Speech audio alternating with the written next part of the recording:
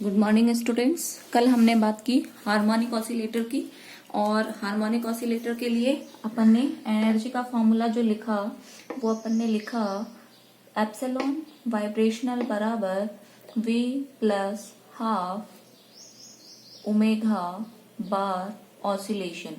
और ये जो अपनी एनर्जी थी ये किस में आती है? सेंटीमीटर इनवर्स में। और ऐसे ही करके हार्मोनिक ऑसिलेटर के विभिन्न ऊर्जा स्तरों के लिए अपन ने एनर्जी का फॉर्मूला लिखा E0 बराबर हाफ ओमेगा ऑसिलेशन का बार। और ऐसे ही अपन ने फर्स्ट एनर्जी लेवल के लिए जो एनर्जी निकाली वो थी 3/2 ओमेगा बार ऑसिलेशन। एप्सिलॉन 2 बराबर 5/2 ओमेगा ऑसिलेशन बार। एप्सिलॉन 3 बराबर 7/2 ओमेगा ऑसिलेशन बार। और इन विभिन्न ऊर्जा स्तरों के बीच ऊर्जा अंतराल जब अपन ने निकाला तो वो अपना आया ओमेगा ऑसिलेशन बार के बराबर। और यहाँ से अपने सामने एक चीज निकल के आई कि जो हमारा हार्मोनिक ऑसिलेटर होता है, हार्मोनिक ऑसिलेटर के लिए जो हमारे ऊर्जा अंतराल होते हैं वो इक्वली स्पेस्ड होते हैं। और इक्वली स्पेस्ड में अपन ने लिखा था ये अपना V बराबर 0, V बराबर 1, V बराबर 2, V बराबर 3 एंड V बराबर 4। और इधर अपन किसको लेते हैं? एनर्जी को। यहाँ अपन लेते हैं अंतर्नाभिकीय दूरी। अब देखें, अपन ने कहा था इक्वली स्पेस्ड होते हैं, और इसके लिए अपन ने सिलेक्शन रूल भी लिखा था। और इसका जो सिलेक्शन रूल अपन ने लिखा वो लिखा था डेल्टा V बराबर ±1 होना चाहिए। अर्थात हमारे जो ट्रांजिशन होते हैं वो निकटवर्ती ऊर्जा स्तरों में ही होते हैं। फॉर एग्जाम्पल 0 से 1 में V बराबर 0 अपन देखेंगे कि जो अपना ट्रांजिशन होगा, इसको मैं थोड़ा ठीक करती हूँ। देखें, ये वाला जो पॉइंट है मेरा ये होगा V बराबर 0, V बराबर 1, V बराबर 2, V बराबर 3 एंड V बराबर 4 एंड सो ऑन। और अब देखें 0 से 1 में ट्रांजिशन हो सकता है, अलाउड होगा, क्योंकि यहाँ पे डेल्टा V की वैल्यू कितना है? +1। ऐसे ही 1 से 2 में भी ट्रांजिशन अलाउड है, 2 से 3 में ट्रांजिशन अलाउड है, लेकिन 0 से 2 में ट्रांजिशन अलाउड नहीं है। इसका मतलब डेल्टा V का मान ±1 होना चाहिए। अब जरूरी नहीं है जब भी ट्रांजिशन हो तो कोई मॉलिक्यूल कम ऊर्जा स्तर से उच्च ऊर्जा स्तर पे भी ही जाए।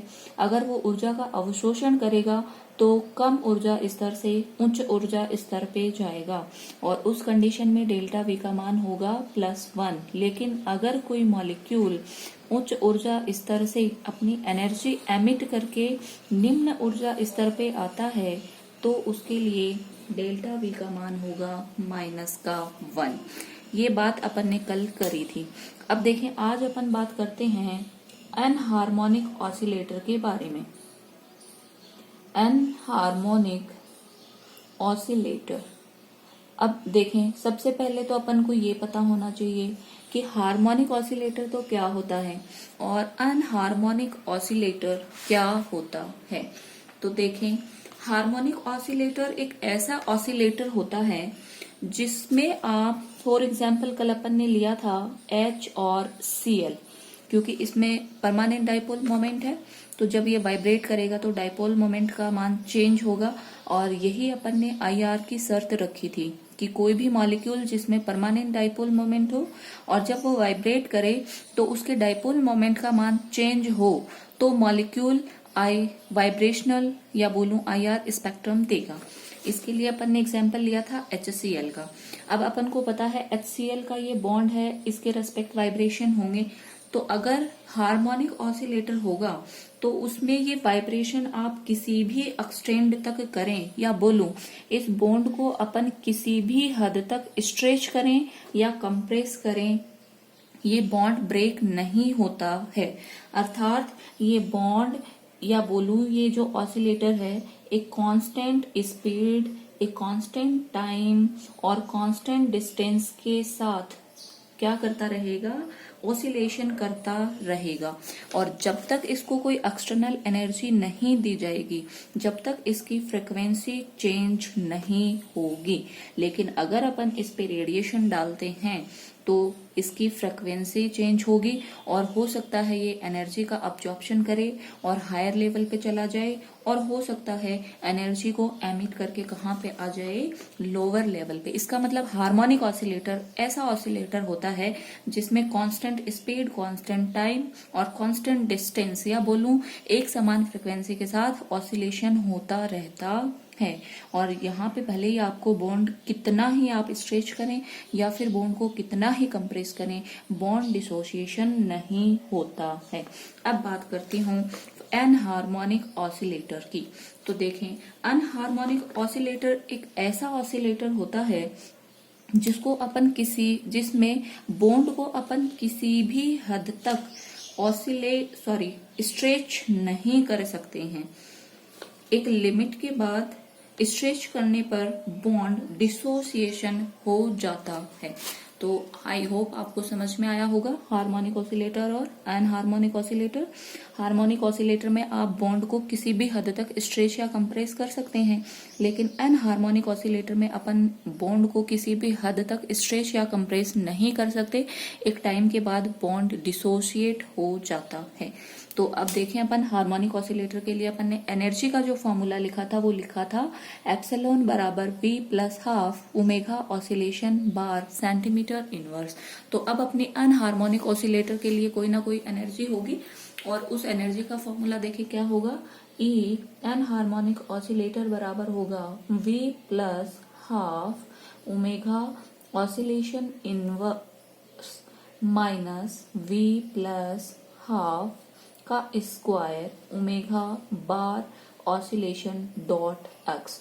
और इस एक्स को कई जगह पे एक्स ई भी लिखा जाता है, कोई फर्क नहीं पड़ता, आप दोनों में से कोई भी लिख सकते हैं। तो एन हार्मोनिक ऑसिलेटर के लिए ये मैंने लिखा है एनर्जी का फॉर्मूला, ध्यान में रखेंगे।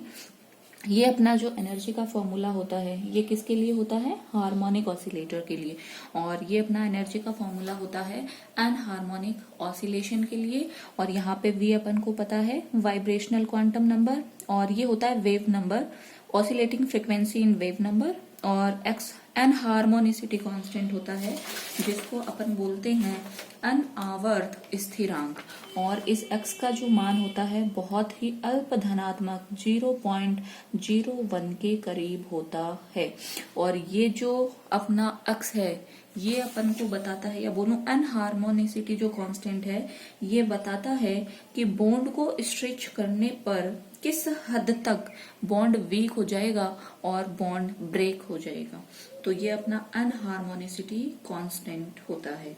अब देखें, अब अनहार्मोनिसिटी कांस्टेंट अपन को पता पड़ गया। अब जैसे अपन ने हार्मोनिक ऑसिलेटर के लिए एनर्जी लेवल्स निकाले थे, एनर्जी निकाली थी, ठीक वैसे ही अपन अनहार्मोनिक ऑसिलेटर्स के लिए भी अपना एनर्जी निकालते हैं। देखिए, सबसे पहले मैं V बराबर 0 रखती हूँ, और जब V बराबर 0 रखेंगे तो ये होगा एप्सिलॉन 0 बराबर। अब देखिए, इस वाले फॉर्मूला में अपन क्या रखेंगे, V बराबर 0, तो ये क्या हो जाएगा, हाफ ओमेगा ऑसिलेशन बार माइनस, यहाँ पे भी आप V क्या रखोगे, 0, तो ये बचेगा 1/2, और 1/2 का स्क्वायर बोलो कितना होगा, 1/4 ओमेगा ऑसिलेशन का बार डॉट एक्स। ये अपनी V बराबर 0 पे अनहार्मोनिक ऑसिलेटर के लिए अपने पास क्या आ गई, एनर्जी। सेम एज अपन जब V बराबर 1 हो, V बराबर 2 हो, इसकी एनर्जी अपन निकाल सकते हैं। तो मैं लिख लेती हूँ, देखें अपने पास E नोट बराबर बोलो कितना आया है, हाफ ओमेगा ऑसिलेशन का bar minus 1/4 omega oscillation bar dot x. ऐसे ही अगर मुझे 1 लेवल के लिए एनर्जी निकालनी है तो E1, ऐसे ही इसको क्या बोलेंगे, E2, E3, या बोलूं एप्सिलॉन 3, क्योंकि अब मैं बात कर रही हूँ वेव, ये सेंटीमीटर इनवर्स में आती है अपनी एनर्जी। तो बराबर देखें किसके इक्वल होगा, तो इसको अपन एक शॉर्ट ट्रिक से निकालेंगे। सबसे पहले देखें, अपन को पता है अपने E नोट की वैल्यू निकाल ली। अब इस वाले फॉर्मूला में देखें, इधर इस वाले फॉर्मूला में अपन v की वैल्यू रखते जाएंगे। पहले अपन ने v का मान कितना रखा 0, तो ये कितना आ गया हाफ। अब आप v का मान कितना रखेंगे 1 रखेंगे तो क्या हो जाएगा 3/2। 2 के लिए इसकी वैल्यू 2 प्लस हाफ कितना हो जाएगा 5/2। 3 के लिए 3 प्लस हाफ कितना हो जाएगा 7/2। तो इसको मैं डायरेक्ट लिख रही हूँ, देखें आप लोग, ये अपना फॉर्मूला में जब लिखेंगे तो E1 के लिए v की वैल्यू 1 रखेंगे तो ये होगा 3/2 ओमेगा ऑसिलेशन। अभी केवल इस वाले पार्ट को ही मैं सॉल्व कर रही हूँ। 2 के लिए बोलो कितनी हो जाएगी 5/2 ओमेगा ऑसिलेशन का बार। 3 के लिए हो जाएगा 7/2 ओमेगा ऑसिलेशन का बार। और 4 के लिए कितना हो जाएगा 9/2 ओमेगा ऑसिलेशन का बार। इतनी बात आप लोगों को समझ में आई होगी, आई होप। अब आगे देखिए, नेक्स्ट जो फॉर्मूला में -v प्लस हाफ का स्क्वायर, इसका मतलब अपना जो v प्लस हाफ है उसका अपन को क्या कर देना है स्क्वायर। तो देखें इधर, जैसे मैंने यहाँ पे 1/2 का स्क्वायर करा तो क्या लिख दिया 1/4। अब 3/2 का स्क्वायर, तो 3 का स्क्वायर बोलो कितना होता है 9। 2 का स्क्वायर कितना होगा 4 ओमेगा ऑसिलेशन का बार डॉट एक्स। अब जब आप इसको फॉर्मूला में आप खुद से सॉल्व करके देखेंगे तो भी आप देखेंगे वैल्यू जैसे ही आती हैं, ठीक है। आगे देखें, इसके लिए जब आप करेंगे तो ये होगा 25/4 ओमेगा ऑसिलेशन का बार डॉट एक्स। इसके लिए बोले क्या हो जाएगा 7 का जो स्क्वायर होगा 49/4 ओमेगा ऑसिलेशन डॉट एक्स। और 9 का कितना हो जाएगा बोलो 81/4 ओमेगा ऑसिलेशन डॉट एक्स। और अब देखें, अपन ने बात करी थी हार्मोनिक ऑसिलेटर की, जहां पे अपन ने देखा था कि जो भी अपने एनर्जी लेवल्स हैं उनमें किन्हीं भी दो एनर्जी लेवल्स के बीच का ऊर्जा अंतराल क्या होता है सेम। लेकिन अब अपन बात कर रहे हैं अनहार्मोनिक ऑसिलेटर की। तो देखें, अनहार्मोनिक ऑसिलेटर के लिए किन्हीं भी दो एनर्जी लेवल्स के लिए ऊर्जा अंतराल का मान क्या सेम होगा क्या नहीं, ये अपन यहाँ से निकाल के देख लेंगे। इसीलिए जब अपन हार्मोनिक ऑसिलेटर का जो ग्राफ बनाते हैं वो अपन का बन के आता है ऐसे, जिसमें सारे एनर्जी लेवल्स क्या होते हैं इक्वली स्पेस्ड। लेकिन अगर अपन बात करते हैं अनहार्मोनिक ऑसिलेटर की तो वहां पे जैसे जैसे अपन हायर एनर्जी लेवल पे चलते जाएंगे वैसे वैसे एनर्जी का मान क्या होता जाएगा कम। और जब कम मान होगा तो मैं इसको कुछ ऐसे लिख सकती हूँ कि ये होगा v बराबर 0, ये होगा v बराबर 1, ये होगा v बराबर 2, ये होगा v बराबर 3, v बराबर 4, v बराबर 5। कुछ ऐसे अपने एनर्जी लेवल्स आएंगे जो इक्वली स्पेस्ड नहीं होंगे। और इसीलिए जब मैं इसके लिए ग्राफ बनाती हूँ तो वो अपना कुछ ऐसा बन के आएगा। देखें इधर ये, और अपन ने कहा था यहाँ पे एक अनहार्मोनिसिटी कांस्टेंट होता है जो अपन को किसके बारे में बताता है बॉन्ड ब्रेक के बारे में। अब ये जो मेरा पॉइंट होता है ये होता है बॉन्ड डिसोसिएशन पॉइंट। और बॉन्ड डिसोसिएशन पॉइंट है, इसका मतलब जब आप बॉन्ड को स्ट्रेच करेंगे तो एक हद के बाद में बॉन्ड क्या हो जाएगा ब्रेक। और बॉन्ड डिसोसिएशन पॉइंट ऐसा पॉइंट होता है जहाँ पे बॉन्ड क्या हो जाता है ब्रेक। फॉर एग्जांपल अपन ने देखा था अभी HCl, और इनके बीच का बॉन्ड जब ब्रेक हो जाएगा तो ये दोनों स्पीसीज एक दूसरे से क्या हो जाएंगे अलग अलग। अब देखें इसके अपन एनर्जी लेवल्स बनाते हैं तो ये अपना हो गया v बराबर 0, v बराबर 1, ये हो गया v बराबर 2, v बराबर 3, v बराबर 4, v बराबर 5 एंड ऐसे चलता जाएगा। और एक लेवल के बाद जब आप बॉन्ड को स्ट्रेच कर देंगे तो उस कंडीशन में बोलो क्या होगा बॉन्ड क्या हो जाएगा ब्रेक। तो ये ध्यान रखने वाली बात है, हार्मोनिक ऑसिलेटर और अनहार्मोनिक ऑसिलेटर का मेजर डिफरेंस है कि हार्मोनिक ऑसिलेटर होते हैं उसमें जो भी अपने ऊर्जा अंतराल होते हैं वो इक्वली स्पेस्ड होते हैं, और अनहार्मोनिक ऑसिलेटर होता है उसके लिए जो ऊर्जा अंतराल होते हैं वो इक्वली स्पेस्ड नहीं होते हैं। जैसे जैसे अपन हायर एनर्जी लेवल पे जाते हैं वैसे वैसे बोलो क्या होता जाता है, वैसे वैसे ऊर्जा कम होती जाती है। और बॉन्ड को स्ट्रेच करने पर एक टाइम के बाद में बॉन्ड क्या हो जाता है डिसोसिएट, जिसको अपन बोलते हैं बॉन्ड डिसोसिएशन पॉइंट।